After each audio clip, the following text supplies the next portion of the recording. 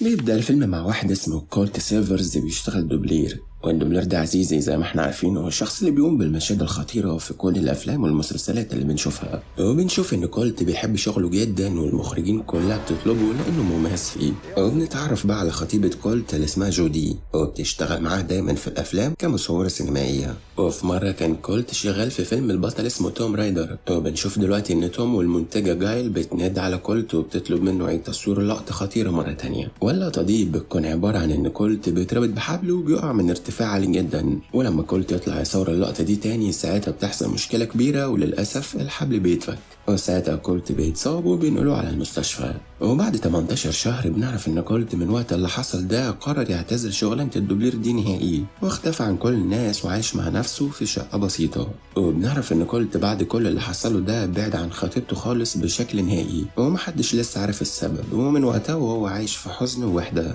المهم كولت في يوم من الايام بيجيله مكالمة من منتجة الافلام جايل، وبتطلب من كولت بقى ان هو يجي يصور مشهد في فيلم جديد بتنتجه لتوم رايدر برضه، بس كولت ساعتها بيرفض. لكن جايل بقى تستخدم ذكائها وبتعرفه ان مخرجة الفيلم دي تبقى جودي خطيبته، وده بقى هيكون اول فيلم من اخراجها، وهي طلبته بالاسم علشان خاطر هو بيعمل الادوار دي كويس جدا. فاللحظة دي بقى بدون تفكير كولت بيوافق على طول. وتاني يوم بيوصل كولت لموقع التصوير، بيقابل دان تاكر واللي بيكون منسق للحركات الخطيرة، وبعدها بياخد كولت علشان يعرفوا المشهد ده اللي هيتصور النهارده، واللي هيكون بقى عبارة عن عربية بتتقلب وهياخدوا المشهد من كذا زاوية، وهيحاولوا بقى يخلصوا المشهد من اول مرة لان الحركة دي خطيرة. وفي نفس الوقت ده جودي بتبقى قاعدة مع باقي الكرو وبيتفقوا على المشهد اللي هيصوروه. وهنا بنعرف ان جودي ما تعرفش اصلا ان كولت هو اللي هيجي يمثل المشهد الخطير ده، وجال بقى كانت بتكذب على كولت علشان خاطر تخليه يرجع الشغل تاني. وجودي دلوقتي خلاص بتقرر ان هي تصور المشهد الخطير بتاع العربية، فبتركب عربية التصوير علشان تصور عربية كولت في المطار ده. ولحد اللحظة دي عزيزي وهما بيجهزوا نفسهم هي ما تعرفش ان كولت هو اللي هيصور المشهد.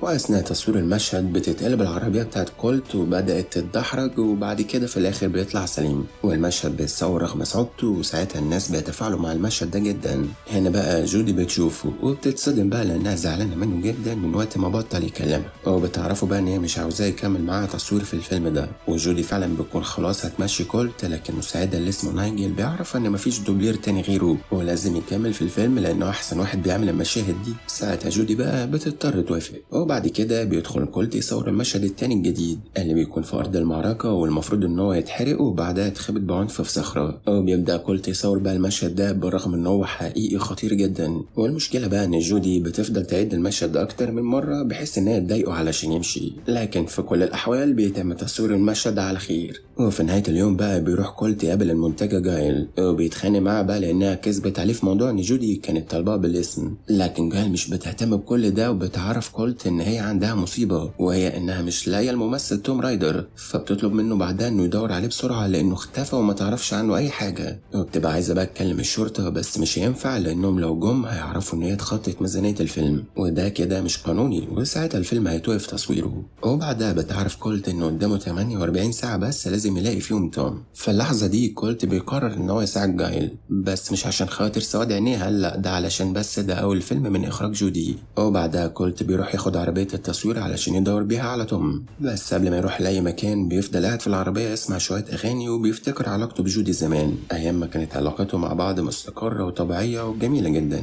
وساعتها بيتأثر فبيفضل يعيط. أثناء ما هو بيعيط بقى جودي بتيجي تقعد معاه شوية وبتطلب منه بقى إن هم يستمروا مع بعض في الشغل عادي، لكنهم لازم يحاولوا ينسوا علاقتهم القديمة ويركزوا في الشغل أكتر ويبقوا محترفين فيه. وكولت ساعتها بيوافق. بعدها بنلاحظ إن هم شوية بدأوا يرجعوا زي الأول. المهم بقى كولت بيسيب جودي وبياخد بعضه وبيروح لبيت الممثل توم. لما بيدخل البيت بيفضل يدور عليه في كل حتة لكنه بقى مش بيلاقيه، بس مرة واحدة بيلاقي بنت بتهجم عليه بسيف، فبيفضل كولت يتفادى الضرب بتاعها لحد ما بيقدر يبعد عنه السيف خالص. ولما كولت يركز مع البنت دي بيكتشف ان هي ايجي اللي تبقى ممثلة وخطيبة توم برضه في نفس الوقت، وهي بقى بتكون هاجمت عليه لانها فاكرة حرامي. بس كولت مش بيهتم بكل ده وبيسألها عن مكان توم، فبتقوله ايجي ان هي ما تعرفش مكانه، وكل اللي هي تعرفه انه دايما بيسهر في كازينو بتاع شخص اسمه دون، ودون ده بقى تاجر مخدرات وتوم دايما بيشتري من عنده مخدرات. كولت مش بيضيع وقت وبياخد بعضه وبيروح للكازينو بتاع دون. لما بيقعد معاه بيقدم له دون مشروب وبيبدأ كولت يشربه، ولما يبدأ يسأله عن مكان توم مرة واحدة كده بيحس بهلوسة وبيشوف حاجات غريبة بقى بسبب بقى ان المشروب بتاعه كان فيه حبوب هلوسة. وفي الوقت ده دون بيعرف كولت ان هو يخطفه، فبيجي دلوقتي رجالة دون علشان يخطفوا كولت، لكن كولت بقى بيبقى فايق وبيضرب فيهم كلهم. ودون هنا لما بيلاقي رجالته بيتضربوا واحد ورا التاني بيهرب من المكان، بس كولت مش بيسيبه، بيفضل يجري وراه ويطارده لغاية ما بيقدر يوقف العربية اللي راكبها ولسه هيضربه. ساعتها دون بيخافوا وبيعرفوا ان هو ما كانش عاوز يخطفه، لكن في حد بقى امره ان هو يعمل كده، والحد ده يبقى رئيس الامن الخاص بتوم رايدر. وبعدها دون بيعرف كولت ان هو لو عاوز يلاقي توم هيلاقيه في غرفة فندق معين، والفندق ده اصلا جودي بتبقى قاعدة فيه وكل اللي شغالين في الفيلم كمان. فبياخد بعضه وبيروح الفندق ده وبيقابل البنت بتاعت الاستقبال. ولما كولت يسأل عن اوضة توم ويدخل لها ازاي، ساعتها كولت بيبقى مش قادر يركز قوي بسبب حبوب الهلوسة اللي حرفيا بتخليه يشوف حصان طالع له قرن في كل مكان. المشكلة بقى يا صديقي ان في الوقت ده جودي بتشوف كولت، ولما تيجي تتكلم معاه كولت كان هيبوظ كل حاجة ويقول لها ان هو بيدور على توم المختفي، بس لحسن الحظ بقى بتيجي المنتجة جايل وبتاخد جودي وبتمشي. بعد كده كولت بيكلم واحد من الاستقبال، وبعد كده بياخد المفتاح بتاع اوضة توم، ولما يروح على اوضة توم بيدخل وبيفضل يدور عليه، واثناء ما هو بيدور بتتصل جودي بيه وبتفضل تاخد رأيه في مشاهد تعملها في الفيلم، وكولت بقى بيفضل ينصحها تعمل ايه وما تعملش ايه. وبعد ما يقفل معاها بيكمل تدوير تاني، بس فجأة كولت بيلاقي بانيو فيه تلج وفيه جثة شخص. طبعا بيترعب وبينزل من الأوضة فورا، وبيتصل بجايل وبيعرف ايه اللي حصل وانه هيبلغ الشرطة، لكن جايل بتمنعه من الموضوع ده، بس كولت بقى بيبقى مش فارق معاه كلامها خالص وبيبلغ الشرطة فعلا. ولما الشرطي يجي علشان يطلع الأوضة ويشوف الجثة دي ساعتها مش بيلاقيها، وكولت ساعتها بيخمن انه اكيد شاف الجثة دي بسبب حبوب الهلوسة. المهم تاني يوم بيروح كولت للتصوير، بتجيله هناك جودي وبتعرفوا المشهد اللي هيقوموا بيه النهارده، وبتعرفوا كمان ان هي وكل طاقم العمل هيروحوا يصوروا سوا مع بعض في مكان بعد التصوير. بعدها كولت بيصور المشهد اللي بيطلع فيه ممتاز كالعادة، ولما يروح يستريح بعدها جال بتجيله وبتعرفوا ان هو دلوقتي لازم يتحرك ويركب طيارة ويسافر مدينة تانية يدور على توم. كولت بيوافق لكنه بيكون متضايق بقى ان هو مش قادر يخرج مع جودي النهارده، وكولت بقى المفروض ياخد طيارة ويمشي، لكن قبل ما يعمل ده بيشوف نامي، ونامي دي بتبقى مساعدة توم، ولما يروح يسألها عنه فبتقول انه مختفي وما تعرفش مكانه، لكن موبايله معاها، فبتقرر تديه لكولت يمكن يقدر يوصل بيه الحاجة. وقبل ما يروح في اي حتة بيجي شخص بيكهرب كولت وبيخطف نامي في العربية، وساعتها بيفضل يسألها عن تليفون توم، اما كولت بقى فبيفضل يجري وراهم، وفي اللحظة المناسبة بينط على العربية بيفضل يضرب فيهم لحد ما بيقدر فعلا ينقذ نامي. وبعد كده بيروح على المكان اللي المفروض فيه جودي وبقى طاقم العمل، لكنه بقى بيلاقي ان جودي مشيت فبيتضايق جدا.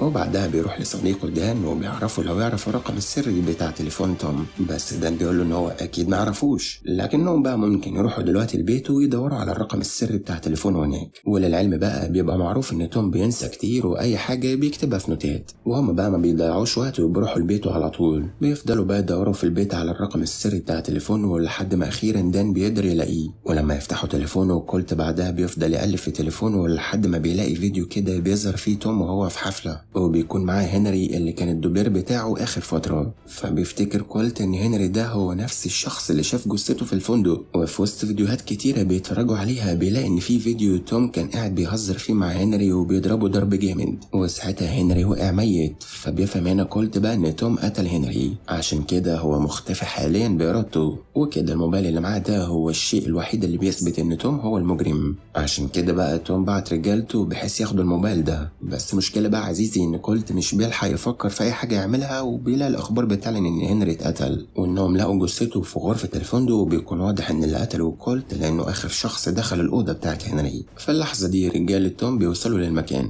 وكولت ودان بيفضلوا يتقاتلوا معاهم بكل شجاعة، وبيقدر كولت انه يهرب منهم لكنه مش بيروح بعيد، وبيتفاجئ بتوم بقى واقف قدامه، وساعتها بيقدروا يمسكوه. وبعد ما ربطوه بيجيله توم وبيصرحوا ان كل المصايب اللي حصلت له دي هو اللي كان السبب فيها، وبيعرفوا كمان ان الحادثة اللي حصلت له زمان لما وقع على ظهره واتكسر كانت متدبرة منه، وهو كان قاصد يعمل كده علشان كان متضايق منه لانه بيحاول يسرق منه الاضواء، فعشان كده كان لازم يتخلص منه. ونفس الموضوع برضه حصل مع هنري لانه برضه كان بيسرق منه نجوميته. وبيرجع توم يعرف كولت ان جاي لما عرفت انه قتل هنري قررت تساعده وتلبس كولت كل حاجة، عشان طبعا توم بطل الافلام اللي جايه كلها، علشان كده استدعته انه يجي يشتغل معاهم في الفيلم. والمفروض بقى ان الخطه كانت ان هم هياخدوا وش كولت ويركبوه على وش توم اللي في الفيديو، وكده بيكونوا هيفبركوا الدليل الوحيد اللي على توم. بس بسبب بقى انه موبايله ضاع منه حصل كل ده. وحاليا بقى توم بيطلب من كولت الموبايل بتاعه علشان خاطر يخلصوا من كل الكلام ده، لكن كولت بقى بيعرف ان هو مش معاه، فبيتعصب توم جدا وبيأمر رجالته ان هم يخلصوا على كولت فورا، وهم بعدها بيرموا على كولت بنزين علشان يولعوا فيه.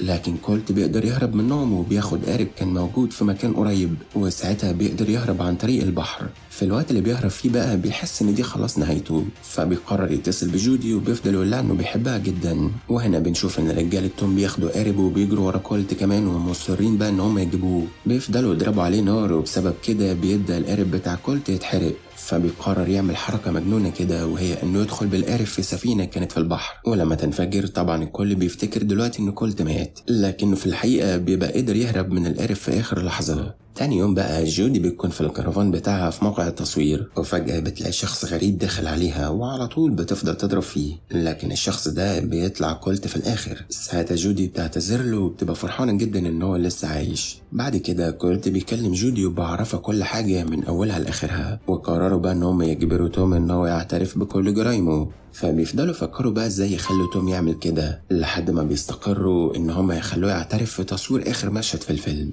وبعد شويه بنشوف ان توم بيظهر عادي وبيجي يصور الفيلم، وده طبعا لان الشرطه حاليا بتدور على كولت. بعدها جودي بقى بتفضل تتكلم معاه وبتعرفوا ان هي عايزاه يصور مشهد خطير جدا في عربيه، والمشهد ده لو عمله هيزود نجوميته اضعاف مضاعفه. فبيوافق توم على طول وهو لسه معرفش فيه ايه في انتظاره. واول ما يركب توم العربيه علشان يصور المشهد بيكتشف ان جنبه كولت، وكولت بعدها بياخد العربيه وبيدخل منطقه تصوير المشهد. وساعتها كولت بقى بيحاول يجبر توم ان هو يعترف بكل اللي عمله والا هيموتوا سوا، لكن توم بقى بيبقى عنيد وبيفضل يماطل معاه. وبنشوف هنا ان رجاله توم بيطلعوا يجروا وراه بالعربيه على امل ان هم يوقفوه، لكن بقى هو بيكون مستعد لهم وبيفضل يستخدم الحيل السينمائيه في انه يقلب عربياتهم. وبعدها بيزود السرعه بالعربيه وبيعرف توم ان هم هيموتوا حالا لو ما اعترفش باللي عمله. ساعتها توم بيخاف وبيعترف بقى بكل حاجه، وطبعا بيكون لابس مايك والتصوير شغال، وبالتالي جودي بتقدر تسجل كل حاجه قالها. لكن جايل بقى بتقدر تاخد التسجيلات دي وبتاخد بعدها طياره علشان تهرب،